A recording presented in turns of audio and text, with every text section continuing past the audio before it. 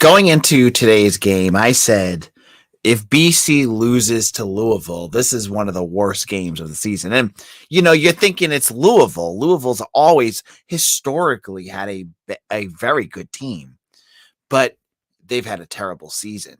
And on today's show, I'm going to talk about this game. BC escapes with a nice, very well played second half in which they beat the Cardinals 75-65. Going to look at this game, talk about the lessons learned, what happened, who really stepped up when they needed it most. And of course, we'll get a little football in there. I'm going to start to give some grades out for Hafley in the transfer portal, his coaching moves, and everything else in between. All this and more on today's Locked On BC. You are Locked On Boston College, your daily podcast on the Boston College Eagles, part of the Locked On Podcast Network, your team every day.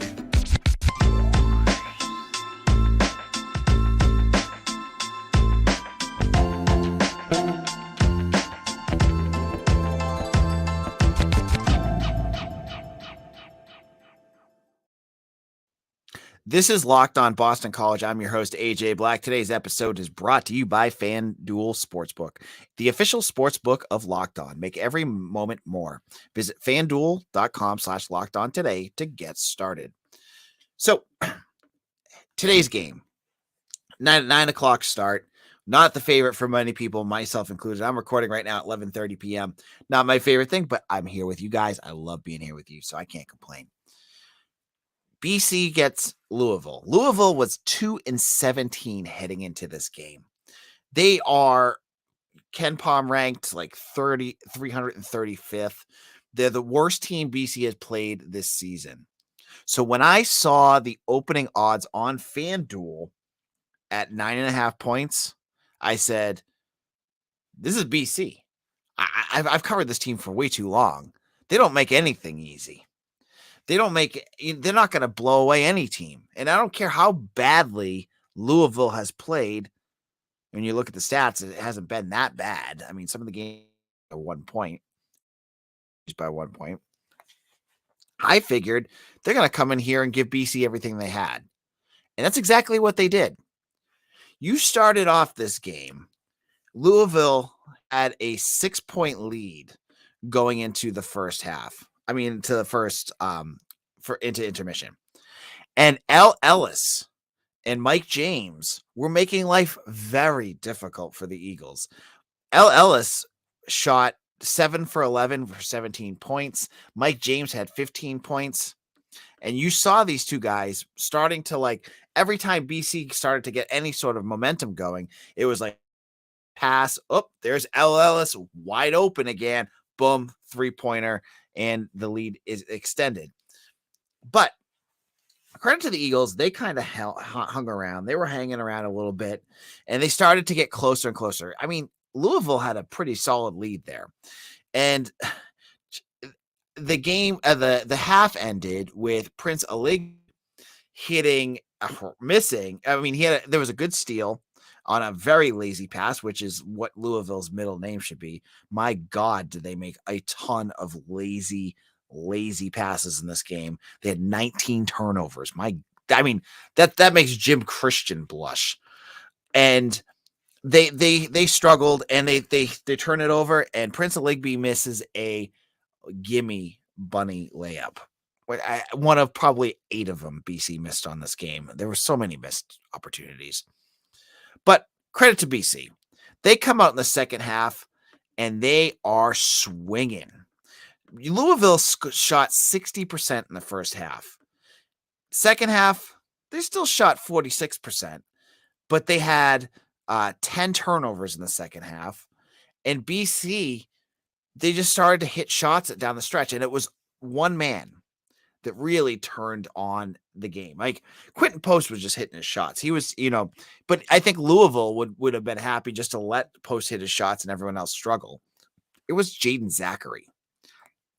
Jaeden Zackery hit 2 mammoth 3-pointers in the second half that really put this game on ice, that really put them ahead.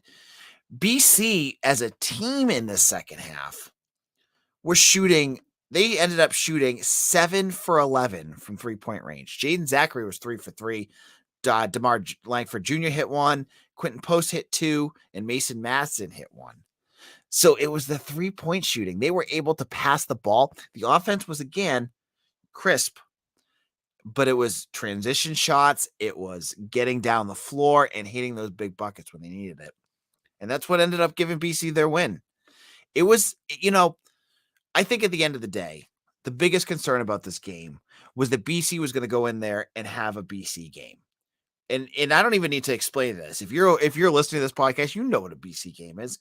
Maine, Tarleton State, UNH this year, Albany. I mean, I could go back and back and back against BC, against bad teams. But at the end of the day, they won. They won by 10 points. At the end, it was all BC. BC, I mean, the Eagles did what they needed to do, which was in my on Eagle Insider. If you haven't checked it out, go to Eagle Insider to check out my work. My key to the game was that they needed to really keep the pressure up on defense, and that's exactly what they did. Jaeden Zackery, Mason Madsen, they were pests on the defensive side of the ball, like constantly in the lanes. And Louisville didn't do themselves any favors, but BC was all over them. And that was the key. BC had transition buckets over and over and over again because Louisville just wanted to keep shooting themselves in the foot. So good win. And in a moment, I'm going to talk about the man that has caused BC to have this revival, that has caused the season to have BC as a almost, and hey, it's Boston College we're talking about here. It's about as good as it's going to get. Almost a 500 team in ACC play, and that's the big man. We'll get it to the guy from Netherlands in just a moment. But before we do that, I want to talk about our friends over at FanDuel. The NFL playoffs, we are really excited about our new sports betting partner for Locked On because they're the number one sports book in America, FanDuel. And if you're new to FanDuel, that's even better. They have so many great features that make betting on sports fun and easy. New customers can join today and start with $150 in free bets guaranteed when you place your first $5 bet. Now, if you were watching this game, you could have been like me and been like, Louisville is going to really cover. And then you could have lost. But if you are a BC fan and you knew that the Jaeden Zackery and Quinten Post and they would figure some stuff out, you would have made a nice little penny on FanDuel. So just sign up at FanDuel.com/lockedon. FanDuel has all your favorite bets from the money line to point spreads to player props. Plus, you can even combine your bets for a chance to a bigger payout with the same day game parlay. So it's all in the app. It's safe, secure, and super easy to use. I love FanDuel. It's such a crisp and easy betting experience. If you're looking for that, just check out the website. Check out the app. It's a must-have for football fans. So don't miss out. Place your first $5 to get $150 in free bets, win or lose, at FanDuel.com/lockedon. Make every moment more with FanDuel, the official sports partner of the NFL. All right, Locked On BC, AJ Black. Well, this is a late recording, but that's what happens when there's a late game.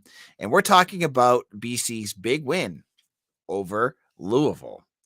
They avoided that catastrophic loss. And after the last 8 months of UConn, Rutgers, Tarleton State, UNH, Maine, it's nice to avoid a stupid loss because this game had stupid loss all over it from the get-go. But what we saw was again what Quinten Post can do for this team, especially on the offensive side of the ball.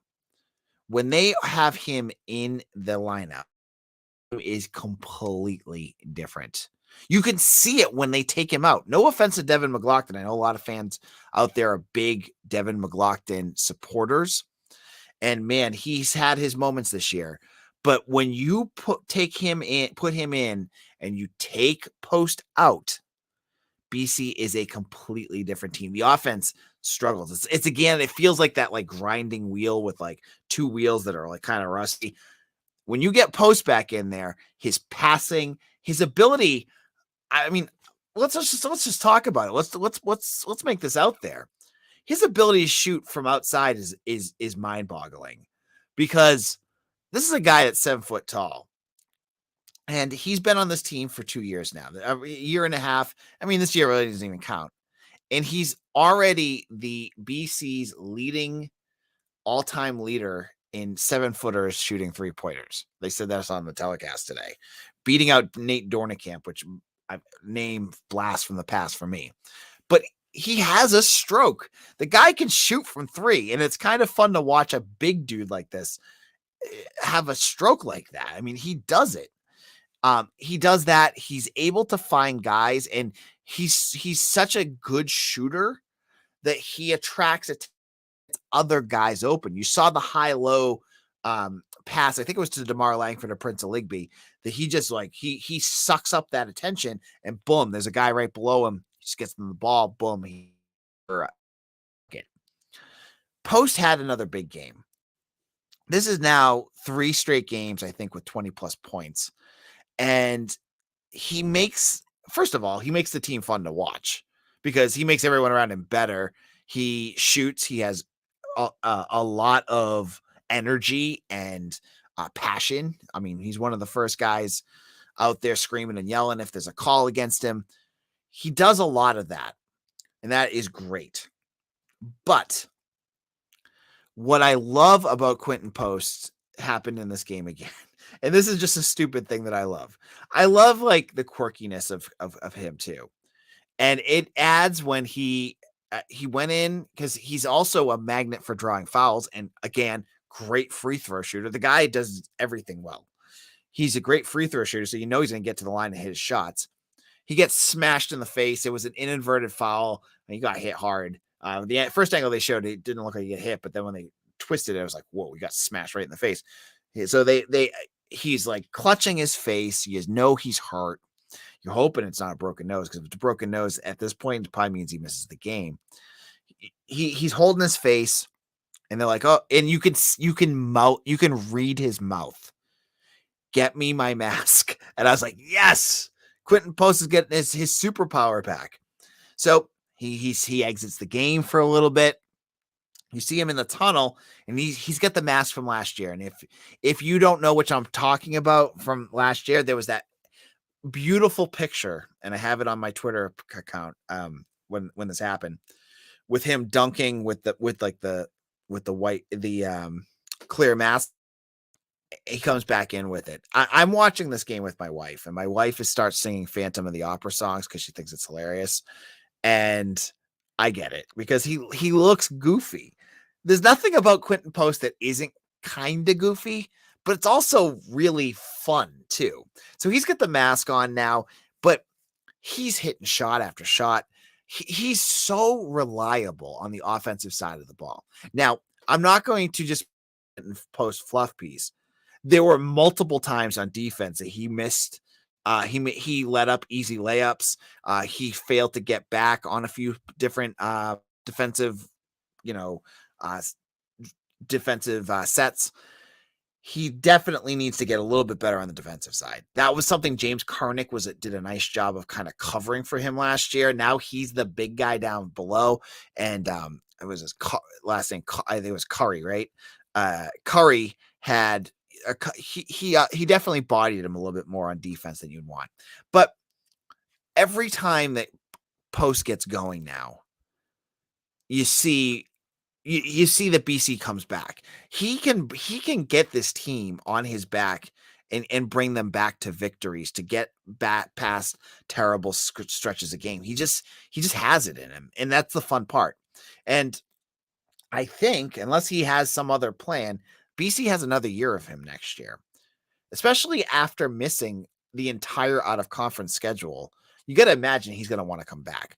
I'm not naive to think that Quinten Post is going to make it to the NBA. He's not.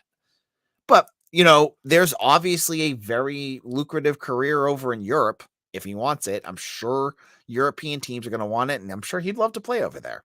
But this is another big game for him. He had a big game. And I want to, before we get into our final segment on Jeff Hafley, I want to talk about Mason Madsen too. Mason Madsen has been kind of the pariah of BC this season, because you brought a kid in on a terrible shooting team from 3-point range that you wanted to have hit big shots. And for the most part, he's been atrocious. I mean, like, let's just be real. He had that 3-pointer against Detroit Mercy that was huge, and we haven't seen anything from him since then. This is now the second straight game where he's had some big moments. And it wasn't just offensively, because he did hit some big threes, and there were the type of shots that you brought him in to hit, which were major in this win. It was the defensive end. He had a big block, too, at the end of the game that was big. So props to Mason Madsen. I know a lot of folks don't want to talk about him, but he had a big game, and he ended up with a big one. Now, this is going to be a fun turnaround for BC, because their next game is against UVA, and I believe it's on the road. It's on Saturday. Obviously, UVA is a defensive buzzsaw, and BC's offense has been playing better. I mean, they scored 70-plus points again, which is great.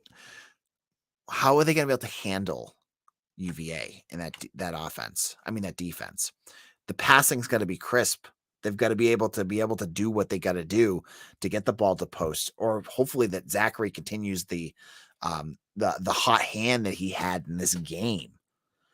But they got to get that going, and it's going to be a fun game to watch. We'll have all that broken down on Monday, so check that out. In our final segment, I'm going to quickly look at Jeff Hafley, and I'm going to talk about some of his grades. I want to look at how I would grade the offseason right now for Boston College in terms of recruiting, coaching changes, and the transfer portal. We'll get into all of that in just a moment. Locked On BC, this is AJ Black. I've got a favor to ask you. We are trying to get to 800 subscribers on YouTube. Every day, we get a couple new ones, and I want to ask, if you are listening to this, even if you're listening on a podcast, if you're listening on Apple Music or iTunes or whatever, just do me a favor. If you like this is absolutely free. Go to youtube.com, find Locked On Boston College, hit subscribe. Even if you don't plan on listening to us on there, it helps tremendously. That number, the more it ticks up, the more people are going to find us. So do that. And if you have multiple accounts, I'm telling you, I don't care. Sign up on all of them. If you have like a business account, a personal account, or your wife has an account, or your kids have accounts, hit the subscribe button. Just get us up over that number. It will help us out tremendously. So please, please, please subscribe to YouTube. Just find Locked On Boston College there. I thank you all who have already done that. You are the best. Okay. For our last segment, football is king. This is what my bread and butter is on this podcast. I know football, those 12 games every year, 13 if they make a bowl. It's what we talk about. Now, this offseason has been very busy for Jeff Hafley. And we're going to start looking at some grades. And I want to start it off by talking about the transfer portal. Now, folks have been asking, and I'll give you a little nugget here. And if you like nuggets like this, come and become an Eagle Insider VIP member. We're part of the 247 Sports Network. I have tons of insiders on this podcast on my site, from guys nationally that come in talk about BC. It costs you a couple cups of coffee a month. You get premium BC access. But one little nugget I gave: every single transfer that BC has committed to, that we've talked about on this podcast, has signed with BC. They're on campus already. That includes Kai Robichaux, the running back that just committed about 4 days ago. They're all on campus. They're taking classes. So that's good news, right? Well, let's look at Jeff Hafley and his grades. Transfer portal. How would you grade the transfer portal this year? They went with the offensive line. That was clearly a need. The secondary, obviously a need as well. I think they were kind of getting feelers out there for quarterbacks, someone maybe to back up Emmett Moorhead. Didn't get that. They didn't for linebackers, but that was more what you guys, I think, as fans wanted. I think they have depth that you haven't seen yet. Defensive line, they hit. Running back, they hit. A wide receiver that was very, very good, they hit. I've been impressed. There's guys that I would have loved to seen here, but we all talk about it. NIL is an issue. Hafley was able to adjust his perception of the transfer portal. Went out and got 8 guys right now. That is that's a big change, and I think a lot of folks are happy about that. He's got starting potential offensive linemen, starting potential wide receivers. I have a hard time not giving him at least like an A or A minus on the transfer portal because I think he's hit on a lot of guys that you're going to be talking about come September. That I feel is good. In terms of recruiting for the class of 23, I'm not too sold on this one, honestly. Writing and talking about recruiting as I do, this class doesn't have a lot of the zazz that other classes have had. I'm gonna give him a C+ on this one. You got Jaeden Zackery, who I think is going to end up being the biggest name he has, and that's what he's even said. Offensive line, I wish they had another guy. I wish they ended up with like a high-end player, at least at some position, but they didn't do that. Quarterback I thought was fine. I like Jacoby Robinson, but C+. That's what I'm going to give him on that. And then for coaching, I'm going to have to give him an incomplete because we don't know what the hell's going on right now. This is kind of a cop-out, but I will save this for another conversation because I still think at the end of the day, there's going to be at least 2 coaches. I already know that John McNulty's gone. That in itself is if you thought that was needed, is a good move. I could have been hit or miss. I felt like if maybe the offensive line is put together this year, he could have brought more out of them, but I understand what he's doing. We don't know what's going on with Googs, the offensive line coach. I imagine he's gone. But he's still out recruiting, so I don't know what's going on there. But all these kind of moves, they kind of trickle down. We're going to have to find out soon because spring practice is opening up in a couple weeks. I mean, isn't that great, right? I think it's like mid-February that they start spring practice. So we'll find out what moves have been made. They're going to have to announce stuff. They did it with McNulty. We got a press conference out of it last time. But I can't give him a grade. I'm going to give him an incomplete yet, which I wish, it's BC and, the changes happen very, very slowly. But I wish the moves were already announced, but we can't complain. All right, this is AJ Black. I got to head out. I still have to write an article on this podcast. I mean, on this game. Check that out on Eagle Insider and follow me on Twitter at AJBlack_BC. Thank you all so much for making us your first listen every single day. We'll be back again tomorrow as we prepare for the weekend. You're going to want to make sure you check that episode out as well. Thank you all. We'll see you again soon.